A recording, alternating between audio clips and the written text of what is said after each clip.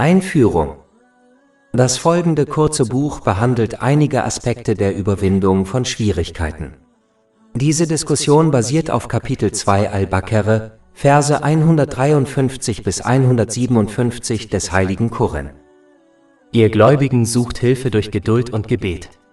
Wahrlich, Allah ist mit den Geduldigen. Und sagt nicht von denen, die auf Allahs Weg getötet werden, sie sind tot. Vielmehr sind sie lebendig, doch ihr merkt es nicht. Und wir werden euch gewiss mit etwas Furcht und Hunger und Verlust von Besitz und Leben und Früchten auf die Probe stellen. Doch verkünde den Geduldigen frohe Botschaft. Wenn sie ein Unglück trifft, sagen sie, wir gehören Allah und zu ihm kehren wir wahrlich zurück. Das sind diejenigen, denen Segnungen von ihrem Herrn und Barmherzigkeit zuteil werden. Und sie sind die Rechtgeleiteten. Die Umsetzung der besprochenen Lektionen wird einem Muslim dabei helfen, positive Eigenschaften anzunehmen. Die Annahme positiver Eigenschaften führt zu innerem und körperlichem Frieden. Schwierigkeiten überwinden. Kapitel 2 Al-Baqarah, Verse 153 bis 157. Ihr Gläubigen sucht Hilfe durch Geduld und Gebet. Wahrlich, Allah ist mit den Geduldigen. Und sagt nicht von denen, die auf Allahs Weg getötet werden, sie sind tot. Vielmehr sind sie lebendig, doch ihr merkt es nicht. Und wir werden euch gewiss mit etwas Furcht und Hunger und Verlust von Besitz und Leben und Früchten auf die Probe stellen. Doch verkünde den Geduldigen frohe Botschaft. Wenn sie ein Unglück trifft, sagen sie, wir gehören Allah und zu ihm kehren wir wahrlich zurück. Das sind diejenigen, denen Segnungen von ihrem Herrn und Barmherzigkeit zuteil werden. Und sie sind die Rechtgeleiteten. Wenn Allah, der Erhabene, die Gläubigen im Heiligen Koran aufruft, ist sein Ruf oft mit der Verwirklichung ihres verbalen Glaubensbekenntnisses verbunden. Dies liegt daran, dass ein verbales Glaubensbekenntnis ohne Taten im Islam sehr wenig Wert hat. Taten sind der Beweis und die Belege, die man erbringen muss, um in beiden Welten Belohnung und Gnade zu erlangen. Kapitel 2 Al-Baqarah, Vers 153. Ihr Gläubigen sucht Hilfe durch Geduld. Geduld bedeutet, dass man es vermeidet, sich durch Taten oder Worte über seine Schwierigkeiten zu beschweren und während der ganzen Tortur aufrichtigen Gehorsam gegenüber Allah, dem Erhabenen, beibehält. Dieser Gehorsam beinhaltet, die Segnungen, die einem gewährt wurden, auf eine Weise zu nutzen, die ihm gefällt, wie es im Heiligen Koran und den Überlieferungen des heiligen Propheten Muhammad, Friede und Segen seien auf ihm, dargelegt ist. Die Wurzel der Geduld ist das Lernen und Handeln nach islamischem Wissen. Je mehr man islamisches Wissen lernt und danach handelt, desto mehr wird man verstehen, dass alles, was Allah, der Erhabene, wählt, für alle Beteiligten das Beste ist, auch wenn dies für einen selbst nicht offensichtlich ist, da hinter den Schwierigkeiten, denen man gegenübersteht, Weisheiten stecken, die vor einem verborgen sind. Beispielsweise werden in den islamischen Lehren viele solcher Ereignisse besprochen, wie die Geschichte des heiligen Propheten Yusuf, Friede sei mit ihm, der in jungem Alter von seinen Brüdern, von seinen Eltern getrennt, in einem dunklen und tiefen Brunnen ausgesetzt, als Kindersklave verkauft und zu Unrecht ins Gefängnis geworfen wurde. Aber jedes dieser Ereignisse ermöglichte es ihm, bestimmte Lektionen zu lernen, die ihn darauf vorbereiteten, die Bevölkerung Ägyptens vor einer großen Hungersnot zu retten.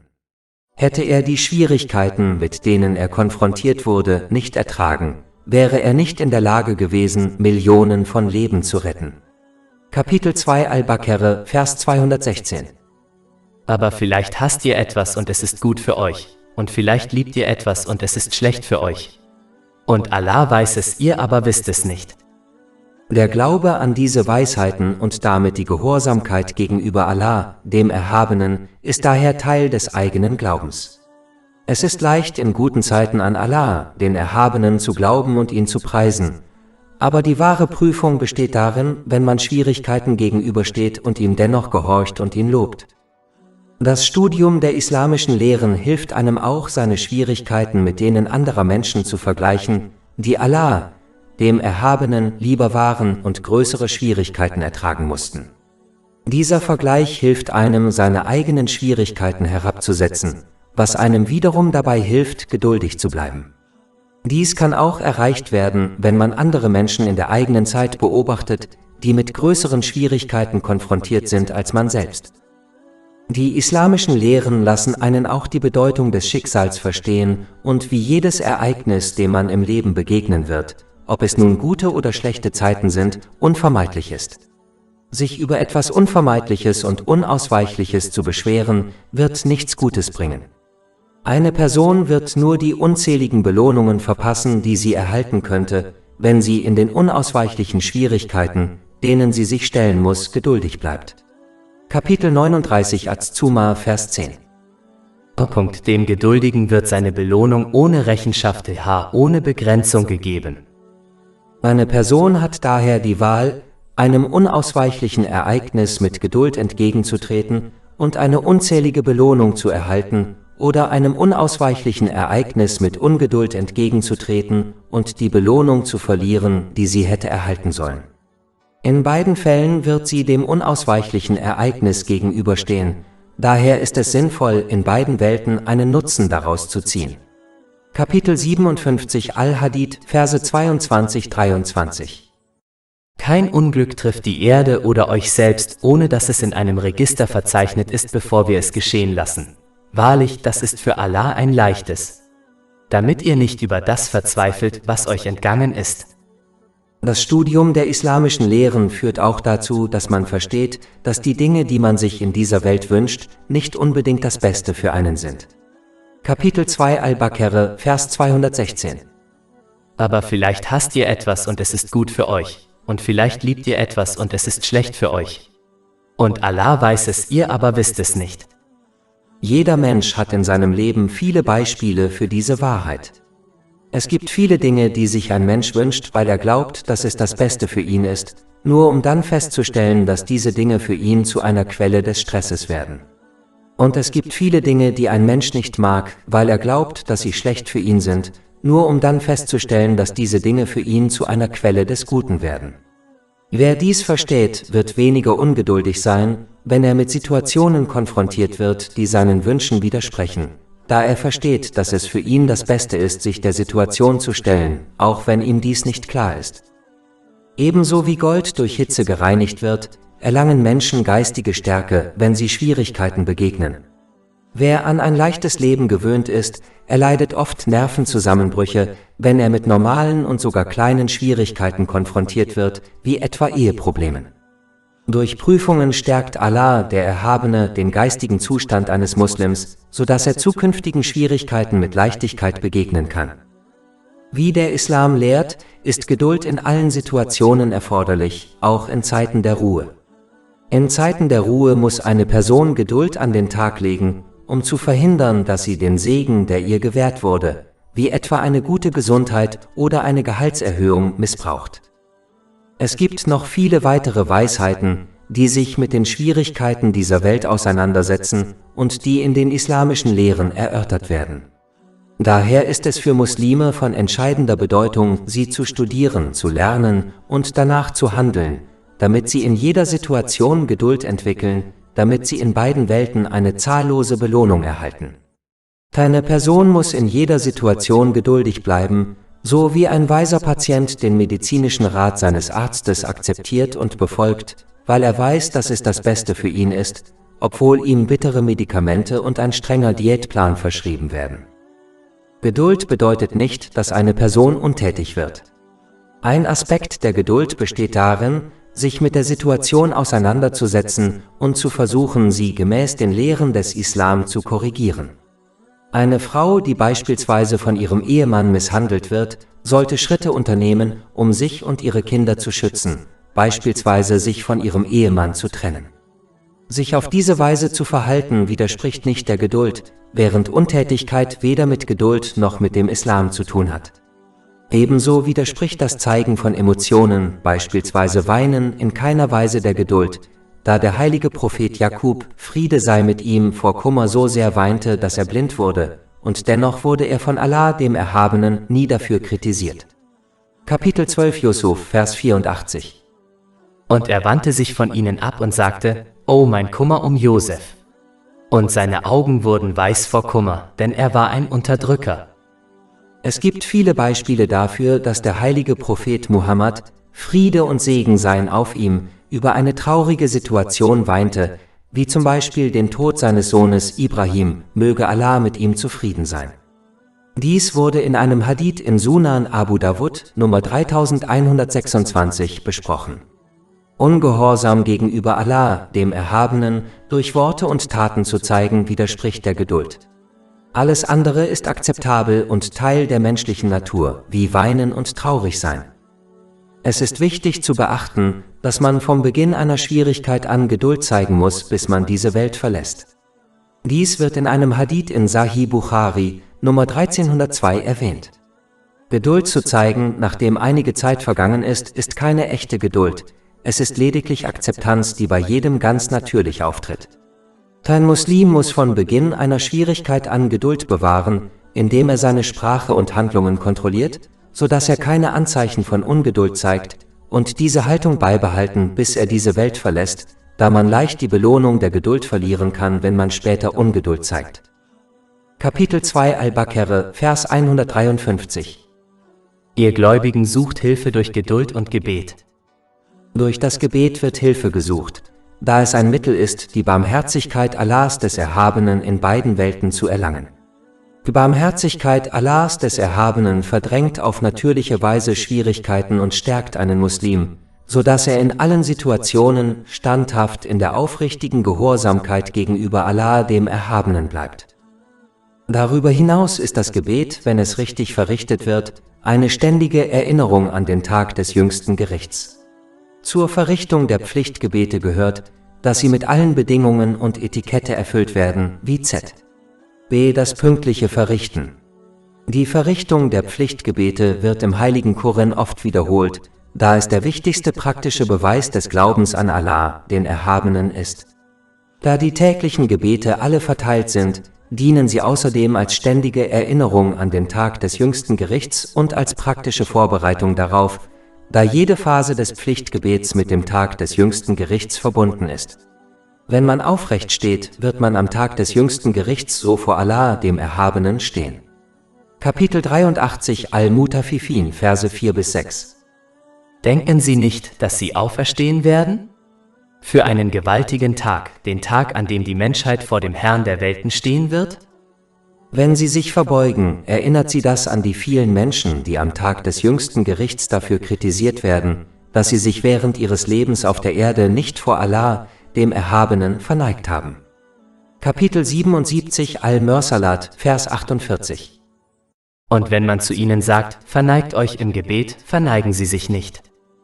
Zu dieser Kritik gehört auch, dass man sich nicht in allen Aspekten des Lebens dem Gehorsam gegenüber Allah, dem Erhabenen, unterwirft.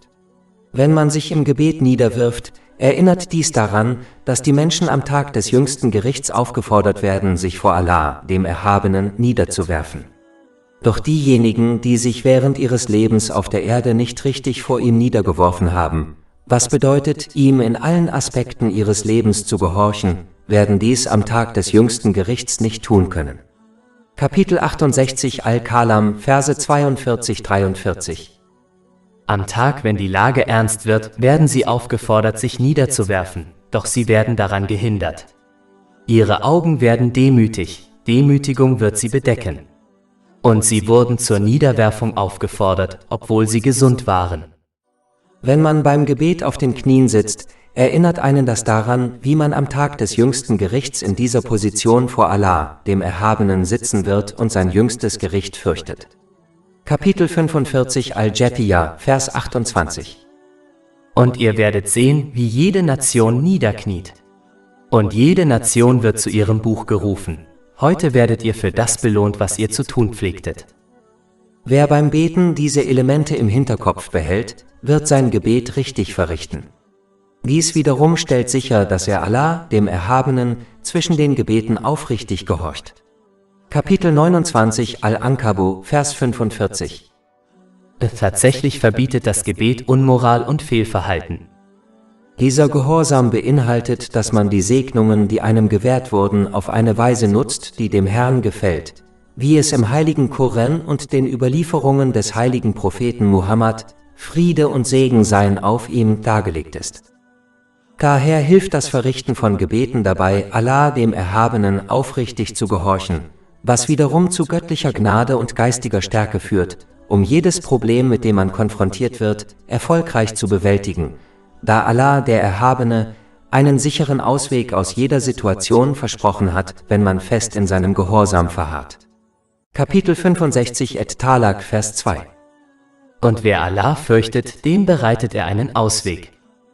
Da die Gebete außerdem an den Tag des jüngsten Gerichts erinnern, dessen Schrecken und Schwierigkeiten die Schwierigkeiten dieser Welt übertreffen, wird diese Erinnerung ihnen helfen, die Schwierigkeiten, denen sie gegenüberstehen, herabzusetzen, da alle weltlichen Schwierigkeiten im Vergleich zu den Schwierigkeiten des jüngsten Gerichts unbedeutend sind.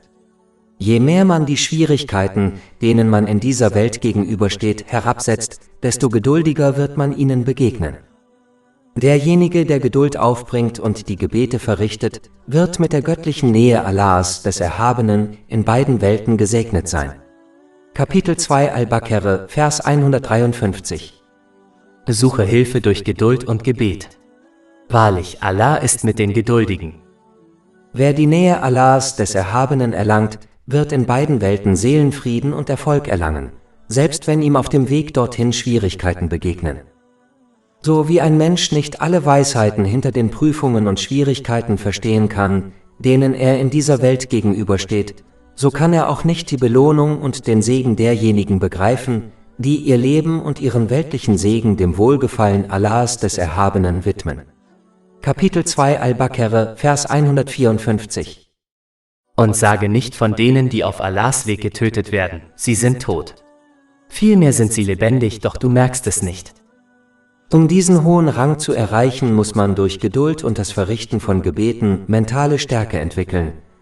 Denn sein Leben und seine Segnungen auf eine Weise zu widmen, die Allah, dem Erhabenen, gefällt, ist eine schwierige Aufgabe, da der Teufel, der innere Teufel und die materielle Welt einen Menschen ständig dazu einladen, die Segnungen, die ihm gewährt wurden, zu missbrauchen. Kapitel 2 Al-Baqarah, Verse 153 bis 154. Suche Hilfe durch Geduld und Gebet. Wahrlich, Allah ist mit den Geduldigen. Und sage nicht über diejenigen, die auf Allahs Weg getötet werden, sie sind tot. Vielmehr sind sie lebendig, doch du merkst es nicht. Allgemein ausgedrückt bedeutet dies, dass derjenige, der sein Leben und seine Mittel auf eine Weise einsetzt, die Allah, dem Erhabenen, gefällt, der Einzige ist, der in dieser Welt und in der nächsten wirklich lebendig ist. Derjenige hingegen, der die ihm gewährten Segnungen missbraucht, ist in beiden Welten tot, selbst wenn er biologisch lebendig ist. Dies liegt daran, dass er den Zweck seiner Erschaffung nicht erfüllt hat und es keinen wirklichen Unterschied zwischen den Lebenden und den Toten in Bezug auf die Person gibt, die den Zweck ihrer Erschaffung nicht erfüllt. Kapitel 51 Ad-Dariyat, Vers 56. Und ich habe die Djinn und die Menschen nur erschaffen, damit sie mir dienen, gehorchen. Dies ist einer der Gründe, warum der heilige Prophet Muhammad, Friede und Segen seien auf ihm, in einem Hadith in Sahih Bukhari, Nummer 6407 warnte, dass der Unterschied zwischen den Lebenden und den Toten die Erinnerung an Allah, den Erhabenen, sei. Das bedeutet, dass derjenige, der Allah, den Erhabenen, gedenkt, indem er die ihm gewährten Segnungen auf eine Weise nutzt, die ihm gefällt, wie im heiligen Koran und den Überlieferungen des heiligen Propheten Muhammad, Friede und Segen seien auf ihm dargelegt, auch nach seinem Tod am Leben bleibt. Dies wird deutlich, wenn man die Seiten der Geschichte umblättert.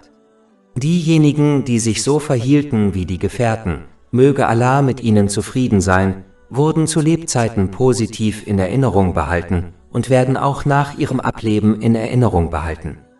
Ihre Lehren und ihr Leben werden auf eine Weise studiert, die den Eindruck erweckt, dass sie unter den Menschen noch am Leben sind.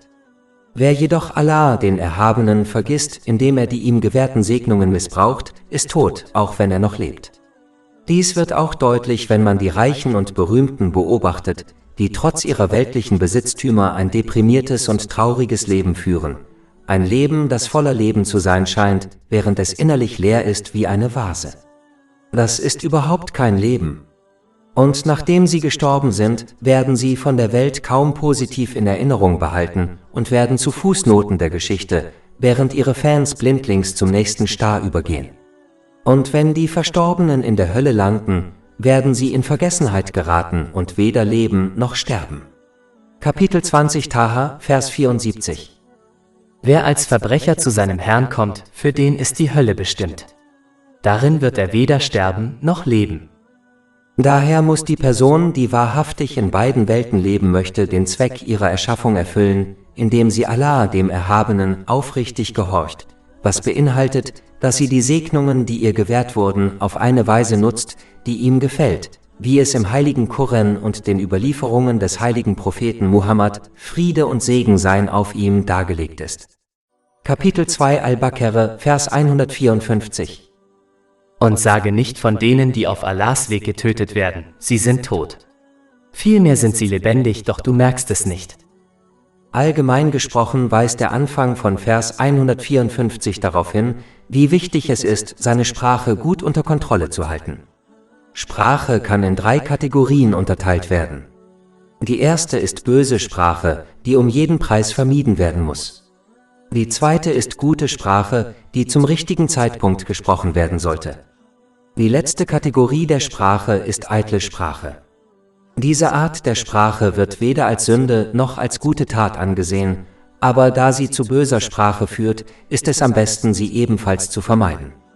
Darüber hinaus wird eitle Sprache am Tag des jüngsten Gerichts eine Quelle des Bedauerns für eine Person sein, wenn sie die Gelegenheiten und die Zeit erkennt, die sie mit eitler Sprache verschwendet hat. Daher muss ein Muslim entweder Gutes sagen oder schweigen. Dies wird in einem Hadith in Sahih Muslim Nummer 176 empfohlen. Allah, der Erhabene, erinnert die Menschen dann an den Zweck dieser Welt und die Prüfung des Lebens in dieser Welt. Kapitel 2 Al-Baqarah, Vers 155. Und wir werden euch ganz gewiss mit etwas Angst und Hunger und dem Verlust von Besitz, Leben und Früchten auf die Probe stellen. Die Prüfung des Lebens ist einfach. Allah, der Erhabene, hat einer Person bestimmte Segnungen gewährt und ihr befohlen, diese Segnungen richtig zu nutzen, damit sie in beiden Welten Seelenfrieden erlangen kann. Damit diese Prüfung vollständig und gerecht ist, muss sich eine Person sowohl in guten als auch in schlechten Zeiten so verhalten. Da Allah, der Erhabene, die vollständige und alleinige Kontrolle über das Universum und die Ereignisse hat, denen eine Person gegenübersteht, wird es ihr weder in dieser noch in der nächsten Welt helfen, diese Prüfung des Lebens in Frage zu stellen und herauszufordern. Stattdessen muss man akzeptieren, wie Allah, der Erhabene, das Leben in dieser Welt geschaffen hat und danach streben, seine Prüfung in dieser Welt zu bestehen. So wie ein weiser Schüler akzeptiert, dass er Schule, akademische Aufgaben, Hausaufgaben und Prüfungen erleben und ertragen muss, um in dieser Welt erfolgreich zu sein, auch wenn die überwiegende Mehrheit der Schüler das Lernen nicht mag. Ebenso würde die überwiegende Mehrheit der Menschen in dieser Welt keiner Arbeit nachgehen, wenn sie einen Weg finden könnten, sich ohne diese zu ernähren. Da dies jedoch nicht möglich ist, muss die überwiegende Mehrheit der Menschen in den meisten Fällen arbeiten, um sich und ihre Angehörigen zu ernähren. Dies sind weltliche Realitäten, die jeder akzeptiert, unabhängig von seinem Glauben. Ebenso muss ein Mensch die Realität der Prüfungen des Lebens in dieser Welt akzeptieren, auch wenn sie für ihn keinen Sinn ergeben, denn es ist unvermeidlich, sich ihnen zu stellen. Wie bereits erwähnt, wird denen, die durch Geduld und das Verrichten ihrer Gebete geistige Stärke erlangen, die Gesellschaft Allahs des Erhabenen gewährt. Kapitel 2 Al-Baqarah, Vers 153. Ihr Gläubigen sucht Hilfe durch Geduld und Gebet. Wahrlich, Allah ist mit den Geduldigen. Die Gesellschaft Allahs des Erhabenen führt zu göttlicher Gnade in beiden Welten. Kapitel 2 Al-Baqarah, Vers 155. Aber verkünde dem Patienten gute Nachrichten. Diese gute Nachricht erinnert einen Muslim daran, dass die Gnade Allahs des Erhabenen mit ihm ist und ihm Kraft gibt, damit er jede Situation erfolgreich meistern kann. Dies führt zu Seelenfrieden und Erfolg in beiden Welten, selbst in schwierigen Zeiten, so wie dem heiligen Propheten Ibrahim, Friede sei mit ihm, Seelenfrieden gewährt wurde, als er in ein großes Feuer geworfen wurde. Kapitel 21 Al-Anbiya, Verse 68-69. Sie sagten, verbrennt ihn und unterstützt eure Götter, wenn ihr handeln wollt. Wir also Allah sagten, O Feuer, sei Kühle und Sicherheit über Abraham. Es sind diese geduldigen Menschen, die die innere Wahrheit erkennen, dass jede Situation, der sie gegenüberstehen, unausweichlich und unabwendbar ist, genau wie ein Pfeil, der sein beabsichtigtes Opfer trifft. Diese Bedeutung leitet sich von dem arabischen Wort ab, das in Vers 156 verwendet wird. Kapitel 2 Al-Baqarah, Vers 156. Die, wenn sie ein Unglück trifft. Sie verstehen, dass sie ihrem Schicksal nicht entfliehen können und es deshalb sinnvoller ist, sich durch Geduld Belohnungen für die Situationen zu verdienen, denen sie gegenüberstehen, als durch Ungeduld unzählige Belohnungen zu verlieren. Kapitel 57 Al-Hadid, Verse 22-23. Kein Unglück trifft die Erde oder euch selbst, ohne dass es in einem Register verzeichnet ist, bevor wir es geschehen lassen. Wahrlich, das ist für Allah ein leichtes. Damit ihr nicht verzweifelt über das, was euch entgangen ist. Wer sein Schicksal akzeptiert und versteht, dass Allah, der Erhabene, das Beste für ihn wählt, selbst wenn er die Weisheit hinter seinen Entscheidungen nicht erkennt, wird zur Geduld geführt. Kapitel 64 bei Takabun, Vers 11. Kein Unglück geschieht ohne die Erlaubnis Allahs. Und wer an Allah glaubt, dem wird er das Herz recht leiten. Und Kapitel 2 Al-Baqarah, Vers 216. Aber vielleicht hasst ihr etwas und es ist gut für euch, und vielleicht liebt ihr etwas und es ist schlecht für euch. Und Allah weiß es, ihr aber wisst es nicht. Es sind diese geduldigen Menschen, die erkennen, dass sie und alles, was sie in dieser Welt besitzen, von niemand anderem als Allah, dem Erhabenen, erschaffen und ihnen gewährt wurden. Daher entscheidet er, wann diese Segnungen gewährt werden und wann sie zu ihm zurückgerufen werden. Kapitel 2 Al-Baqarah, Vers 156. Das sagen sie, wir gehören wahrlich Allah. Ebenso wenig hat eine Person das Recht, Fragen zu stellen oder sich zu beschweren, wenn eine Organisation oder eine Person etwas zurücknimmt, das sie jemand anderem geliehen hat, wie etwa Geld. Ebenso wenig hat eine Person das Recht, sich über Allah, den Erhabenen, zu beschweren, wenn er ihr etwas zurücknimmt, das ihr in dieser Welt gewährt wurde, da alles, was ihr gewährt wurde, sogar ihr eigenes Leben, lediglich ein Darlehen von Allah, dem Erhabenen ist. Deshalb muss eine Person alle Segnungen, die ihr gewährt wurden, auf eine Weise nutzen, die Allah, dem Erhabenen, gefällt, da man auf diese Weise die Segnungen zurückzahlt, die man geliehen hat. Die Segnungen im Paradies hingegen sind ein Geschenk, das eine Person erbt, und sie ist daher frei, sie nach Belieben zu nutzen. Kapitel 7 Al-Araf, Vers 43. Und man wird ihnen sagen, dies ist das Paradies, das ihr für eure Taten erben wurdet.